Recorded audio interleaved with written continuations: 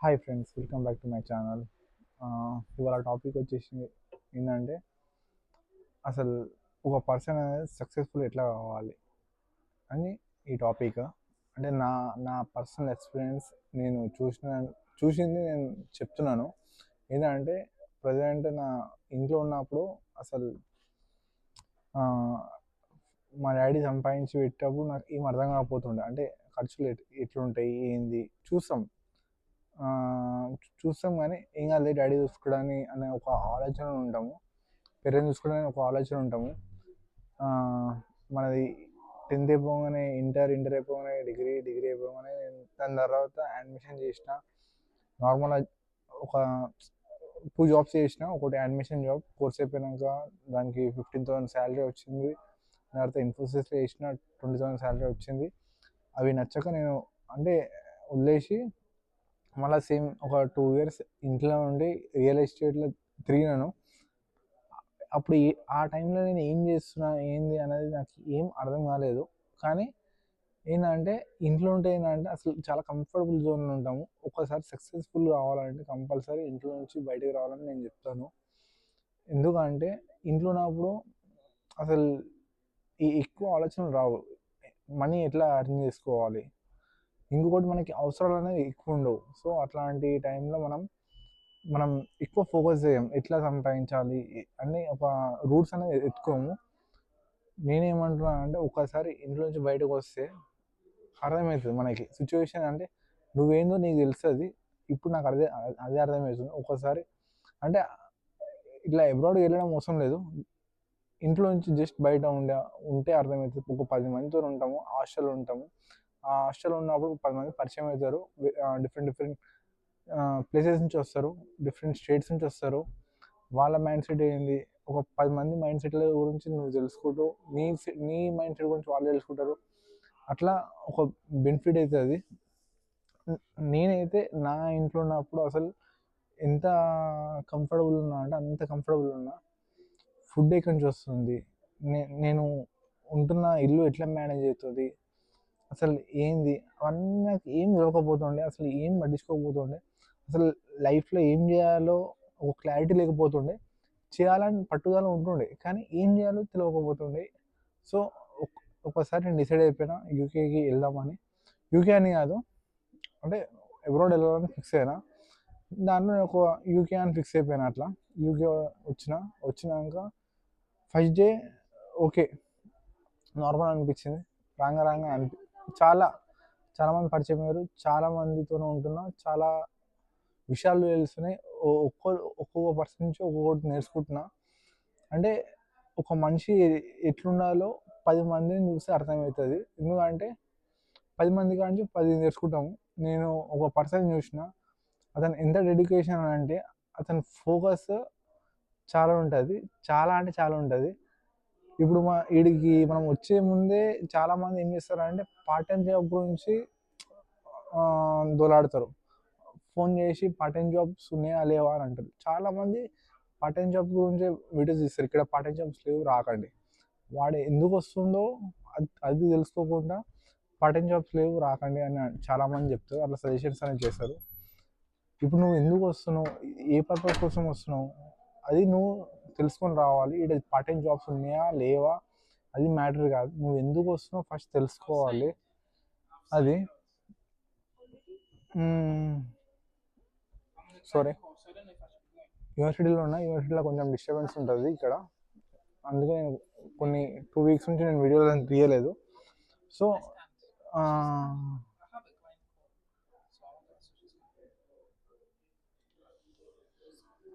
It's okay.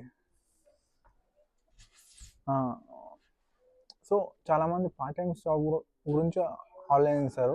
అట్లాంటి వాళ్ళు ఈ 30 లక్షలు ఇన్వెస్ట్మెంట్ చేసి 30 lakhs ఇన్వెస్ట్మెంట్ చేసి ఈ జాబ్ చేయడానికి రాకండి. ఎందుకంటే చాలా వేస్ట్. అదే 30 lakhs మీరు ఇండియాలో నుండి అక్కడ ఏదో ఒకటి బిజినెస్ రన్ చేసినా కూడా ఆ సక్సెస్ అయినాకు చాలా బెనిఫిట్. ఈ పార్ట్ టైం జాబ్స్ అంటే ఇదంతా కూలి పని. ఇక్కడ ఇది ఏంటంటే పార్ట్ టైం జాబ్ ఇక్కడ ఎందుకు చేయాలంటే జస్ట్ నువ్వు సర్వే కానికి. పార్ట్ టైం జాబ్స్ ఉన్నాయా లేవా పక్కన పెట్టేసాను. ఫస్ట్ మీరు వచ్చే సబ్జెక్ట్ మీద, దాని మీద ఇక్కడ మీకు స్కోప్ ఉందా లేదా, జాబ్స్ అంటే ప్రొఫెషనల్ జాబ్స్ మీకు వస్తాయా రావా, ఒకవేళ జాబ్ రాకపోతే ఏంది, అసలు యూకే అన్నది ఏంది, ఇక్కడ ఐటీ సెక్టర్ ఉందా లేదా, యూకే అన్నది నేను ఫస్ట్ రాకముందు నేను రీసెర్చ్ చేయలేదు. ఏం చేసినా అంటే సేమ్ నేను కూడా ఓకే సర్వే చేయడానికి పార్ట్ టైం జాబ్స్ అయితే మనం సెట్ చేసేస్తాడు. అక్కడ ఏదో ఒకటి మనం బిజినెస్ అనేది చేయవచ్చు. నా కోర్ బిజినెస్. సో ఆడ ఏదో ఒక బిజినెస్ చేయొచ్చు, టైప్ పార్ట్నర్షిప్లో ఇట్లా చేయొచ్చు అని ఒక ఆలోచనతో వచ్చిన. అది కాక నాకు నా ఇంట్లో నేను ఉంటే నాకు ఏం చేయాలో నాకు క్లారిటీ ఉండకపోతుండే. సో అది ఒక పర్సన్ నుంచి ఏం నేర్చుకున్నా అంటే తను వచ్చే ముందే తెలుసుకుండు ఇక్కడ మెడికల్ సెక్టర్ అనేది చాలా చాలా చాలా అవసరం. ఇక్కడ మెడికల్ వాళ్ళకి చాలా అవసరం. సో అతను మెడికల్ మీద వచ్చిండు. అతను జాబ్ చేసేది కూడా ఎట్లా అంటే ఇట్లా నార్మల్గా రెస్టారెంట్లో అన్నది కానీ డైరెక్ట్ అతను ఇట్లాంటి చిన్న చిన్న పొజిషన్స్ కాకుండా డైరెక్ట్ అతను మేనేజర్ పొజిషన్ చూసుకున్నాడు. మేనేజర్ పొజిషన్ కూడా ఎట్లా అంటే అతనికి ఏం ఎక్స్పీరియన్స్ లేదు, తన ఓన్ కంట్రీలో అతనికి ఏం ఎక్స్పీరియన్స్ లేదు. కానీ డైరెక్ట్ తన థాట్ ఎట్లా అంటే చిన్న చిన్న పోస్టులు నాకెందుకు, నాకు ఇంత నాలెడ్జ్ ఉంది, నేను మాస్టర్స్ చేయడానికి వచ్చిన, నేను ఇంత నాలెడ్జ్తో నేను మేనేజర్ పోస్ట్ రావచ్చు అని అతను అప్లై చేసిండు. పోయే ముందు ఎట్లా అంటే మేనేజర్స్ ఉన్న క్వాలిటీస్ ఏమేమి ఉండాలో అతను అన్నీ చూసుకొని అక్కడ ఎక్స్ప్లెయిన్ చేసిండు. అతను ఉండడం అట్లనే ఉంటాడు. ఎట్లా అంటే కరెక్ట్ ఎయిర్ కట్, బ్రేడ్ మొత్తం. అంటే మేనేజర్ అనేది జస్ట్ స్కిల్స్ అవే కాదు, అతను లుకింగ్ కూడా దానిలో కూడా మేనేజర్వి ఉండాలి క్వాలిటీస్ అనేవి. సో అతనికి అట్లా పోస్ట్ వచ్చింది. అతను 2 years నుంచి ఉన్నాడు. ఇప్పుడు చాలామంది ఎట్లా అంటే వచ్చినామా కేపీ వర్క్ చేస్తారు, ఇంకా చాలా వర్క్స్ ఉంటాయి, అట్లాంటి వర్క్స్ అనేది చేస్తుంటారు.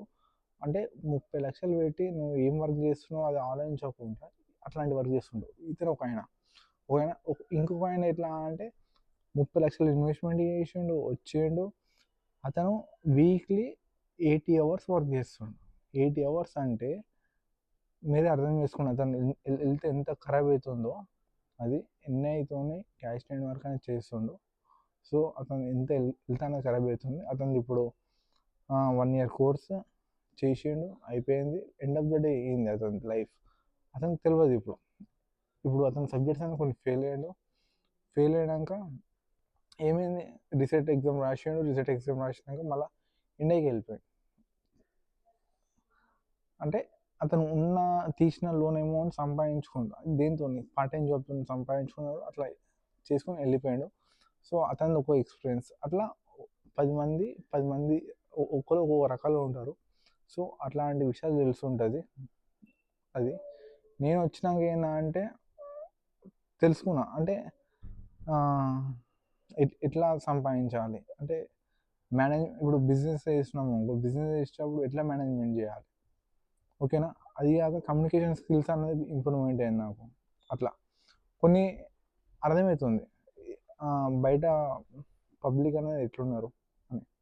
సో ఇప్పుడు నేను ఏం చెప్తున్నా అంటే ఇప్పుడు యూకే అనేది పక్కన పెట్టేసేయండి. యూకే కాదు మ్యాటర్ ఏంటంటే ఫస్ట్ మీ ఇంట్లో నుంచి కంఫర్ట్ జోన్ నుంచి బయటకు రండి. బయటకు వస్తే మీకు మీ లైఫ్ అనేది అర్థమవుతుంది, ఎట్లా సంపాదించుకోవడం అర్థమవుతుంది. మీరు తీసుకోండి, ఒక 1 month ఖర్చులోకి తీసుకోండి. 1 month ఖర్చులోకి తీసుకొని బయటకు వచ్చి ఉన్నారు అనుకో, అప్పుడు సెకండ్ మంత్ నుంచి రెంట్ అనేది ఎట్లా పే చేయాలి, ఫుడ్ ఖర్చులు ఎట్లా తీసుకోవాలి, ఓకేనా. ఇవన్నీ అవసరాలకి మీకు అప్పుడు అమౌంట్ అనేది ఎట్లా అరేంజ్ చేసుకోవాలో మీకు అర్థమవుతుంటుంది. అది మెయిన్ మ్యాటర్ అన్నది. కొంతమంది అంటారు అట్లా అమ్మాయిని వదిలేసి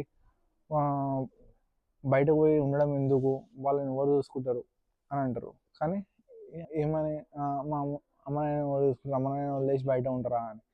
వాళ్ళు ఫిట్ ఉన్నప్పుడే, వాళ్ళకి ఓపిక ఉన్నప్పుడే మనం బయటకు పోయి ఉన్నాము అనుకో, సంపాదించుకున్నాము అనుకో, అప్పుడు సక్సెస్ఫుల్ అయి ఉన్నాము అనుకో, వాళ్ళు ఒక ఏజ్కి వచ్చినప్పుడు మనం మళ్ళీ బ్యాక్ వెళ్ళి ఇంట్లో ఉండి మనం వాళ్ళని చూసుకోవచ్చు. ఫస్ట్ నిన్ను నువ్వు చూసుకోవాలి కదా. నిన్ను చూసుకోవాలనుకుంటే నువ్వు ఒక్కసారి నువ్వు బయటకు పోయి ఉంటేనే అర్థమవుతుంది. అదే నువ్వు ఇంట్లో ఉన్నావు అనుకో, అమ్మనైనా మొత్తుకుంటారు. ఏమని, ఏం చేస్తలేవురా అది అని 2 రోజులు మొత్తుకుంటారు. నువ్వు రాత్రి బాధపడుతూ రాత్రి ఆన్లైన్స్ రేపు ఏం చేయాలి, ఏదో ఒకటి చేయాలి అని ఆన్లైన్స్ మళ్ళీ ఒకడు ఒకడు మెసేజ్ చేస్తాడు, వాడు ఫోన్ చేస్తాడు, వాడితో మాట్లాడుతూ మర్చిపోతాడు, టాపిక్ అనేది మర్చిపోతాడు. అట్లా ఉంటుంది ఇంట్లో సిచ్యువేషన్, అట్లా ఉంటుంది. అంటే మనం ఫోకస్ చేయాలని ఉంటుంది కానీ ఆ ఫోకస్ ఎట్లా చేయాలి ఏంది, నువ్వు అదే నాలుగుల మధ్యలో ఉన్నావు అనుకో, నీకు మైండ్ సెట్ అనేది పెరగదు.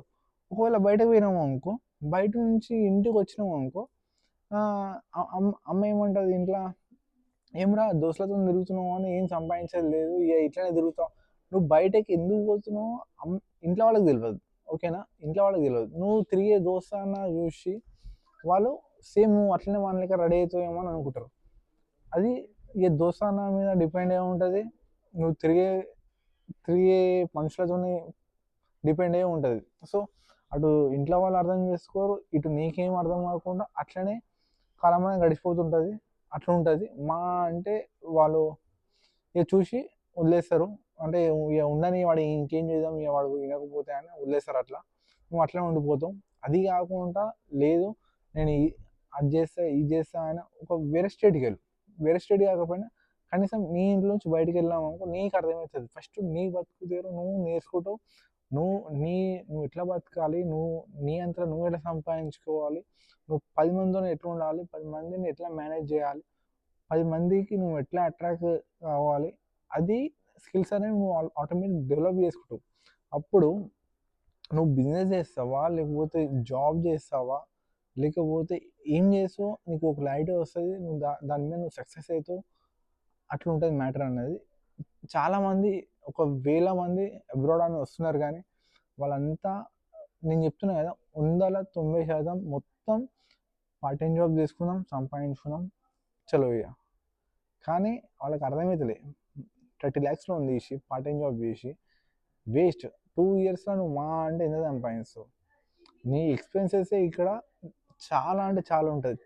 నువ్వు ఎంత సంపాదిస్తావు అంత ఖర్చు అవుతుంటుంది ఇక్కడ. సో దయచేసి మీరు అట్లా ఆలోచించి రాకండి. మంచి ప్రొఫెషనల్ జాబ్ కొట్టాలి, ఏదో ఒక బిజినెస్ చేయాలి, అది ఒక మైండ్ సెట్తో రండి. అంటే రాగానే ఏదో ఒక జాబ్ అనేది ఎక్కకండి. మంచి అంటే ఇండియాలో ఎట్లున్నారో అదే దానికి తగ్గట్టు ఇక్కడ మీరు ఏ జాబ్ చేసినా వస్తుంది. మెయిన్ క్వాలిటీస్ అనేవి ఉండాలి మనిషిలా. క్వాలిటీస్ ఉన్నాయి అనుకో కంపల్సరీ మంచి జాబ్స్ వస్తాయి. పార్ట్ టైం జాబ్స్ అని కూడా మంచి జాబ్స్ వస్తాయి. కమ్యూనికేషన్ లేదంటే పర్లేదు, యూనివర్సిటీ కంటిన్యూ అవ్వండి, మాట్లాడండి, వీడియోస్ చూడండి, ఆటోమేటిక్ కమ్యూనికేషన్స్ అనేది పెరుగుతుంది మీకు. అది ఇంకొకటి మెయిన్ ఏంటంటే, మీరు ఒక్కసారి బయటకు వచ్చారు అనుకో, మీ అమ్మ నాయన వాల్యూ అనేది తెలుస్తుంది. ఇంకా వాళ్ళ మీద లవ్ అనేది చాలా పెరుగుతుంది. ఎంత అంటే అంత పెరుగుతుంది. వాళ్ళు ఎట్లా చూసుకున్నారు నిన్ను అవన్నీ మీకు అర్థమవుతుంది. ఇంట్లో ఉన్నప్పుడు అర్థం కాదు. ఒక్కసారి అమ్మ అన్నం తినరారా అంటే ఫోన్ చూసుకుంటే ఏ ఆగంటావు. అది కాదు, ఒక్కసారి మీరు వండుకొని మీ అంతలో మీరు తింటే, అది ఒక్కరోజు కాదు, ఒక్కరోజు 2 రోజులు కాదు, లైఫ్ లాంగ్ వండుకుంటే మీకు అర్థమవుతుంది. ఇక్కడ ఉన్న వాళ్ళు నేను చూసినా కదా, ఇక్కడ ఉన్న వాళ్ళు అంటే ఇక్కడ బ్రిటిష్ వాళ్ళని అడిగిన, నువ్వే వేసుకుంటావా అంటే నాకు నేనే వేసుకుంటా అంటుండు. అంటే వాడు ఏం తినాలో వాడే డిసైడ్ చేసుకుని వాడే తింటాడు ఆ రోజు. వాళ్ళ మమ్మీ మీద వాళ్ళ డాడీ మీద డిపెండ్ కాడు. వానికి ఒక్కసారి 18 వచ్చేసినాయంటే చాలు, 18 కాదు 16 years వరకు వాళ్ళు వర్క్ చేస్తారు ఇక్కడ. వాళ్ళు సొంతంగా సంపాదించుకోవాలి, వాళ్ళు సొంతంగా అరేంజ్ చేసుకొని తింటారు, ఇంట్లో వండుకుంటారు. ఇంటికి పోగానే అమ్మ అన్నం పెట్టు, అది పెట్టు, ఇది పెట్టు అని అడగరు.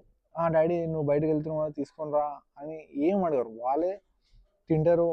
వాళ్ళు అంటే ఇండిపెండెంట్గా బతుకుతారు, ఒకరి మీద డిపెండ్ అయ్యి బతుకరు. మన దగ్గర ఎట్లా అంటే అమ్మ నాయన మీద డిపెండ్ అయ్యి బతుకుతారు మన దగ్గర. ఇక్కడ అట్లా కాదు. అంటే మా అమ్మ నాయన దగ్గర నేను డిపెండ్ కాకపోతే ఇంకోటి డిపెండ్ అవుతారా, అట్లా తప్పది. ఎందుకంటే ఆల్రెడీ నేను పుట్టినప్పటి నుంచి నీకు 15, 18, 20 years వరకు చూసుకుంటారు మన వాళ్ళు. సో దాని తర్వాత మనం చూసుకోవాలి వాళ్ళని. ఎందుకంటే వాళ్ళు ఆల్రెడీ కష్టపడి ఆ ఏజ్కి వచ్చారు. ఆ ఏజ్లో నువ్వు వాళ్ళని చూసుకోవాలి. అందుకే నేను ఈ వీడియో మెయిన్ చేసిన. అది చలో ఇక రైట్.